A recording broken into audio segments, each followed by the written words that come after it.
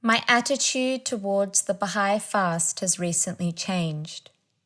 Had you asked me a few years ago what words came to mind when I thought of the fast, I would have said endurance, sacrifice, and obedience. In the past, the month of February was spent mentally psyching myself in preparation for the fast. I likened it to running a marathon, whereby I needed to be mentally ready, picturing myself at the finish line. There are numerous ways to approach the fast. One, as an act of love and bounty. We verily have commanded all to observe the fast in these days as a bounty on our part, but the people remain unaware, except for those who have attained unto the purpose of God as revealed in His laws, and have comprehended His wisdom that pervadeth all things visible and invisible. Say, by God, His law is a fortress unto you, could ye but understand. Verily He hath no purpose therein, save to benefit the souls of His servants, but alas, the generality of mankind remain heedless thereof. Say, observe ye the commandments of God for love of His beauty, and be not of those who follow in the ways of the abject and foolish. Number 2, something to be endured through sacrifice. Even though outwardly the fast is difficult and toilsome, yet inwardly it is bounty and tranquility. Number 3, in remembrance of those less fortunate. All praise be unto God, who hath revealed the law of obligatory prayer as a reminder to His servants, and enjoined on them the fast, that those possessed of means may become apprised of the woes and sufferings of the destitute. Number 4, as a means to alter our state of consciousness. Obligatory prayer and fasting produce awareness and awakening in man, and are conducive to his protection and preservation from tests. Number 5, an opportunity to get healthy.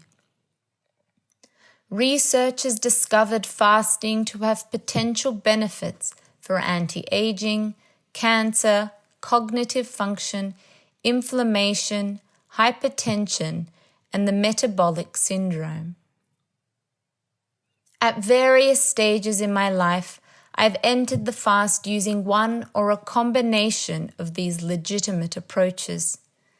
It is only recently that I have discovered that the first approach, seeing the fast solely as an act of love and a bounty, yields the greatest results for me.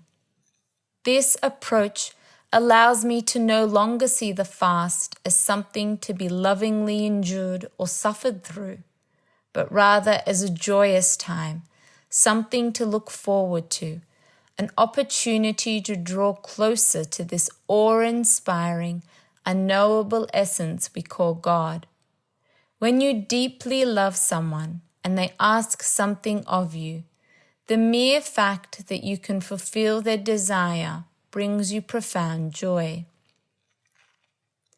In today's modern world, fasting is no longer practiced solely in religion, but it is seen as a means to better one's health or to optimize one's mental state. The physical benefits to fasting are acknowledged in scientific literature, but to abstain from food and drink in and of itself has no spiritual effect. Abdu'l-Baha tells us, fasting is a symbol. Fasting signifies abstinence from lust. Physical fasting is a symbol of that abstinence and is a reminder, that is, just as a person abstains from physical appetites, he is to abstain from self-appetites and self-desires. But mere abstention from food has no effect on the spirit. It is only a symbol, a reminder, otherwise it is of no importance. Fasting for this purpose does not mean entire abstinence from food. The golden rule as to food is, do not take too much or too little. Moderation is necessary. There is a sect in India who practice extreme abstinence and gradually reduce their food until they exist on almost nothing, but their intelligence suffers. A man is not fit to do service for God with brain or body if he is weakened by lack of food. He cannot see clearly.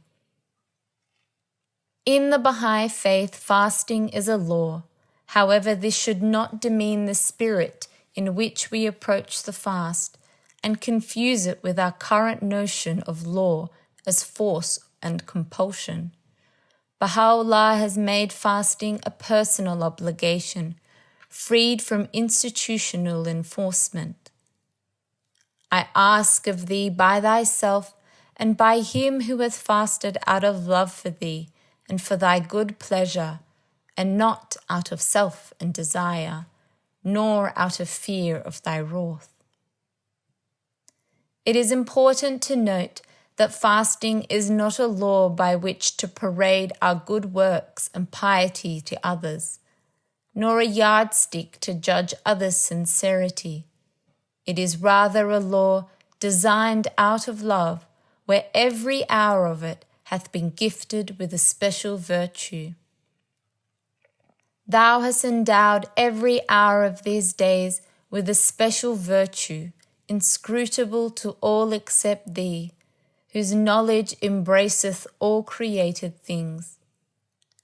It is no coincidence that the month of fasting falls on the Baha'i month of Allah, meaning loftiness. The dictionary defines loftiness as exalted in rank, dignity, or character, eminent.